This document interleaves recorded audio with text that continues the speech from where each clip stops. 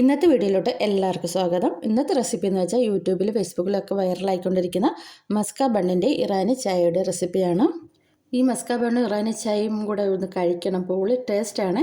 അപ്പോൾ ഇതുവരെ തയ്യാറാക്കാത്തവരൊന്നും തയ്യാറാക്കി നോക്കണേ. അപ്പോൾ നമുക്ക് വീഡിയോയിലോട്ട് പോയാലോ. ആദ്യം തന്നെ നമുക്ക് റൂം ടെമ്പറേച്ചറിലുള്ള ഒരു ബട്ടർ വേണം. അപ്പം ഉപ്പില്ലാത്ത ബട്ടർ വേണം നമ്മൾ എടുക്കാനായിട്ട്. അത് ഒരു പാത്രത്തിലോട്ടിട്ട് നമുക്കൊന്ന് ബീറ്റ് ചെയ്തെടുക്കാം.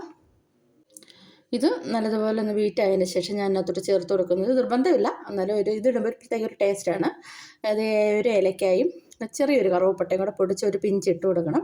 അതിനോടൊപ്പം തന്നെ കുറച്ച് വാനില എസൻസും കൂടെ ഒഴിച്ചിട്ട് പിന്നെ നമ്മൾ മധുരത്തിന് ആവശ്യമായ മിൽക്ക് മെയ്ഡാണ് ചേർത്ത് കൊടുക്കുന്നത്. ഇപ്പം മിൽക്ക് മെയ്ഡ് കയ്യിലില്ലെങ്കിൽ പഞ്ചസാര പൊടിച്ചാലും നമുക്ക് ചേർത്ത് കൊടുക്കാം.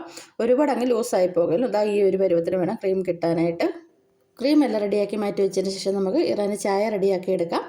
അപ്പോൾ അതിന് വേണ്ടി ഞാനൊരു കുക്കറിനകത്തോട്ട് 2 കപ്പ് വെള്ളം ഒഴിച്ച് കൊടുത്ത് അതിനുശേഷം ഒരു കറുവപ്പട്ട, ഏലക്ക, ഗ്രാമ്പു ഇട്ട് കൊടുത്ത് ആവശ്യത്തിന് നമ്മുടെ ഓരോരുത്തരുടെ കടുപ്പത്തിന് ആവശ്യമായ തേയിലയും കൂടി ഇട്ട് കൊടുത്തതിന് ശേഷം ഇത് കുക്കർ അടച്ച് വെച്ച് ഒരു 3 വിസിലടിക്കുന്ന വരെ ഒന്ന് നമുക്കൊന്ന് തിളപ്പിച്ചെടുക്കണം.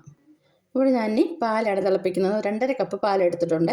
അപ്പോൾ ഇത് നല്ലോണം വറ്റി ഒരു 1.5 കപ്പ് പാലോളം ആകുന്ന രീതിയിൽ നല്ല വറ്റിച്ചെടുക്കണം. എന്നിട്ട് ഇതിനകത്തോട്ട് നമുക്ക് മധുരത്തിന് ആവശ്യമായ പഞ്ചസാര ചേർത്ത് കൊടുക്കാം. അത് ഓരോരുത്തർ മധുരത്തിന് ടേസ്റ്റിനനുസരിച്ച് ചേർത്ത് കൊടുക്കാവുന്നതാണ്. അപ്പം പഞ്ചസാര ഇട്ട് കൊടുത്ത് നല്ലോണം ഇളക്കിയതിന് ശേഷം തിളച്ച് തുവാതെ നോക്കണം. നല്ലോണം വറ്റിച്ചെടുക്കണം, കുറഞ്ഞ തീയിലിട്ട് വറ്റിച്ചെടുക്കണം. ഒന്ന് തിളച്ച് വറ്റി വരുമ്പോഴത്തേക്ക് നമുക്ക് ആവശ്യമുണ്ടെങ്കിൽ മാത്രം, നിർബന്ധമില്ല, കുറച്ച് മിൽക്ക് മെയ്ഡും കൂടെ ഇതിനകത്തോട്ട് ചേർത്ത് കൊടുത്ത് ഒന്നുകൂടെ ഒന്ന് ഇളക്കി ഒന്ന് എടുക്കാവുന്നതാണ്. അങ്ങനെ പാലൊക്കെ നല്ലതോണം വറ്റി വന്നിട്ടുണ്ട്.